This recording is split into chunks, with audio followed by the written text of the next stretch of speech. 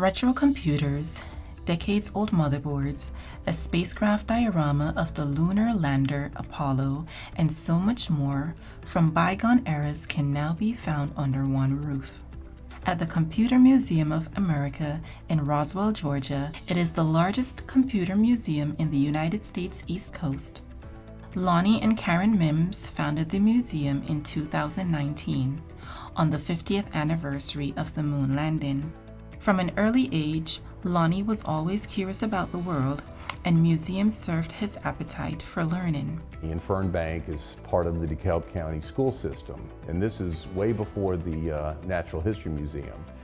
And I would go there and take just all kinds of classes in the summer. One in particular left a lasting mark on him. Well, I was hooked on computers after I took a class, a summer class at Fernbank Science Center. He channeled this passion into curating a collection of 250,000 artifacts, a collection of computer parts that range from Apollo to Apple and every supercomputer in between. All of them are on display at the museum.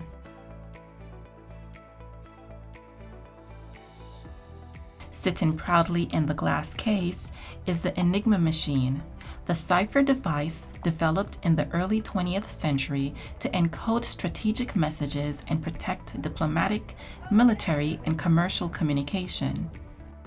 Here is the Apple I motherboard dating back to 1976, a sprawling wall plastered with a summarized history of computers. Computer nerds can rejoice because Lonnie Mims is not stopping here.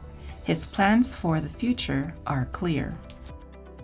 Continually update and continually refresh. For now, he aspires to take visitors beyond the physical items on display and offer them a unique storytelling experience. Mims wants to ground the items into history and showcase their larger story. One of his famous quotes that he likes to say is, without the stories and the people behind these items, they're really like boat anchors. Who cares? The space exhibit brings the history and its people to life in front of museum visitors. Here, they can learn about the men who walked on the moon with a special guest, visitor and volunteer services manager Austin DeRico, who offered to show us around. And if we step over into the space exhibit, we can see that long-awaited diorama created specifically for the museum. There's actually 3 modules. There was the service module, which contained all of their oxygen and necessary life support systems. Oh, okay. There was the command module, which is where the astronauts lived on the trip.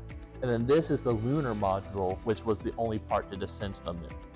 So the first 2 men who walked on the moon, who were on this system, Neil Armstrong and Buzz Aldrin. And then the third person who didn't land on the moon but was there on the mission is a man by the name of Michael Collins, who I have a picture of right here on the wall with the signature. Austin got into gaming when he was a teen, and he hasn't looked back since. The museum includes a section for people just like him.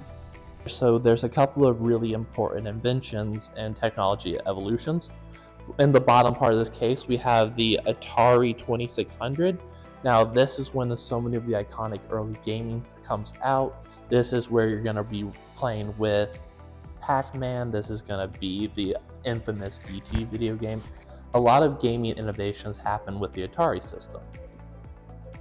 Austin is fond of his job because he says it combines everything he loves: history, video games, and technology. This is really a way and a place for me to come and share my interests, because all of these artifacts, all of these critical inventions, they all have a story worth telling.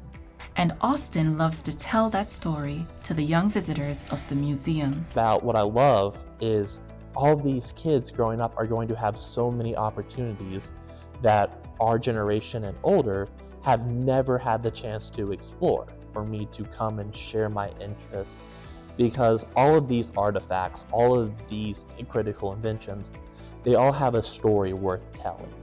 And I love every day is being able to come in and share these stories, tell what happened, and also expose a lot of the important steps and the hidden figures to make this technology happen.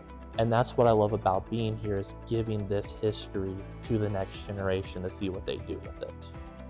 Lonnie and Karen Mims dreamed up a space and a story to tell. Now, thanks to the couple, the Computer Museum of America is open for all. For GSUTV, Tamasia Woolcock.